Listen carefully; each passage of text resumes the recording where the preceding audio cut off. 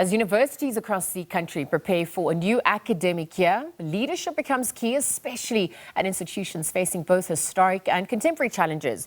Now, Sisulu University enters 2026 under new leadership.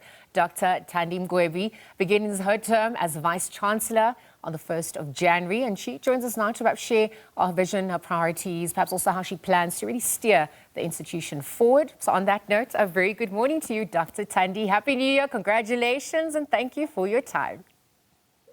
Thank you very much, and thank you for inviting me. Well, you're a few days into the tenure, so obviously a hearty congratulations to you. And I mean, perhaps obviously as the academic calendar ensues, you take on the role of Vice-Chancellor at WSU or Sisulu University. What does this moment represent for you personally, professionally? You are taking up leadership at the start of this new academic year. Yes, thank you. For this moment, for me, is deeply humbling. Personally, it is a full circle moment of service to education, to the Eastern Cape, and to the young people whose potential must never be limited by geography or history. If I think back, a young girl from a rural Tabankulu village, given a huge responsibility. And I don't take that lightly. And I want to thank the Sisulu University Community and Council for giving me this opportunity. It's a huge opportunity, and that is laid on the foundation of great icons that have come from this institution. Yeah. If you think of people who have come from this university, your Judge Madlanga, the Sirot, the Chris Jafta judge, and the first female chartered accountant, who happens to be my chancellor, and a lot of people that have come out of the institution. And professionally, it's a responsibility to lead with integrity, clarity of purpose, and courage. So it's a huge moment. Yes. To restore heritage and legacy of education. Well, you know, Dr. Thandi, that baton has now been handed over and entrusted to you. And just to your point about the need for inclusion, we're seeing representation also coming to the fore, women, the youth as well, your own core vision for the university over the next 5 years. How are you going to define what success looks like for your tenure? Yes, this success is based on a number of things. Firstly, listening. I think it's important to listen with intent at the start of the tenure, of my tenure. So we can be able to build a culture based on understanding. So 3 fundamentals, for example, clear roles and expectation. Everyone must know what success looks like. Secondly, ethics, transparency, and transparent leadership. So decisions that are explained and performance that is measured and celebrated. And also collaboration across the institution. Silos don't build universities, people do. So it's important that collaboration across the institution is enforced.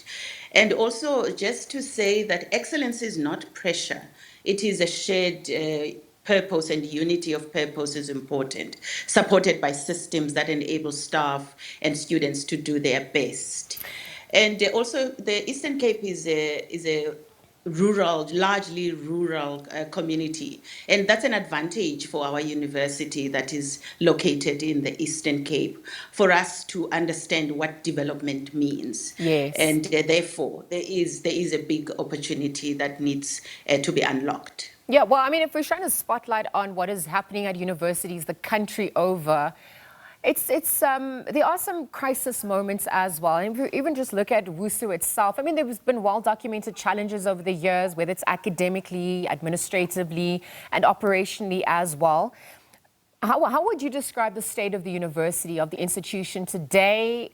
How are you going to also begin to stabilize, given the periods of instability that have happened in the past? And this is obviously to restore confidence, stability, and institutional pride.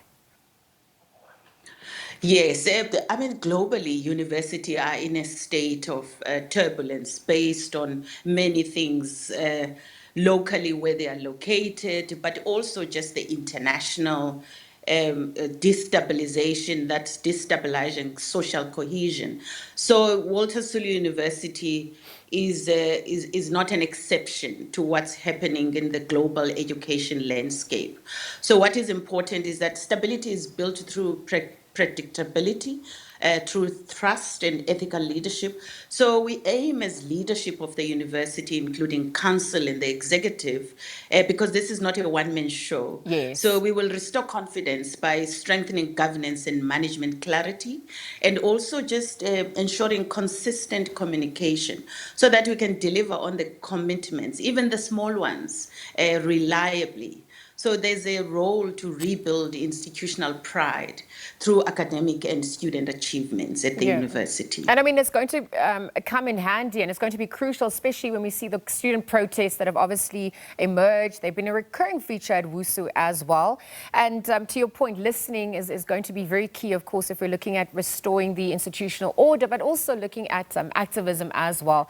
Why am I saying this? You are also based in a rural a rural area. You're amongst working class communities as well. How does this thing translate into the success of, what skills are emerging from you? How is it then integrated, also given back to the community? How do we also propel from a grassroots level then? Yes, the important thing is that we must be student-centered and focus on the students of Walter Sisulu University. And we know youth face unemployment, they face Yep. anxiety, they face uncertainty. And the role of universities for far too long have focused on the technical and cognitive development of students. So that we have to shift that, because the role of the university has changed. And we have to emphasize that in this volatile, complex and ambiguous environment, the demand is that we focus on character formation, on innovation, on resourcefulness Yeah. of students as they tackle the challenges of the world. We must teach them integrity, and we utilize the vast successes of people that have emerged from the university. So we need to include and create social entrepreneurs that can create businesses, but also as a university that produces knowledge that is impactful. Yeah. So there are many ideas. I mean, the concepts of job talks, so where we can invite alumni to come and share their lived experiences of work at the university. So what I'm trying to say is that universities must be anchors of hope, not just places of instruction and learning. Yeah. Beyond academics, the university has to equip students with work-ready and future-ready skills and build Yeah. those entrepreneurial and innovation pathways. I mean, it's also that place of contesting ideas as well. We're looking at this 4IR, innovation is key. Even just the output of your research, postgraduate doctoral studies as well. I mean, this is all part of the work that needs to be done as well. But even if we're just looking at the local economy development as well, you mentioned how you are integrated in the local community as well. Can you talk to us about some of those projects that are also underway? I mean, you're obviously only starting your tenure, so there's a lot that you still have to, Yes. to learn as you continue. Yes. Yeah. At a broader scale, I mean, the university has got its flagships, and it gives us an opportunity to champion rural development in the Eastern Cape, including agriculture and related transformation and social transformation. So there is a health flagship at the university. I mean, you probably know about our medical school and all the health-related research that is happening in the health sciences, but also we've got a fledgling social sciences and humanities mix that will help us in also helping the Eastern Cape province and the government, for example, in the oceans economy. I mean, we're around, there's a big coastal community in the Eastern Cape.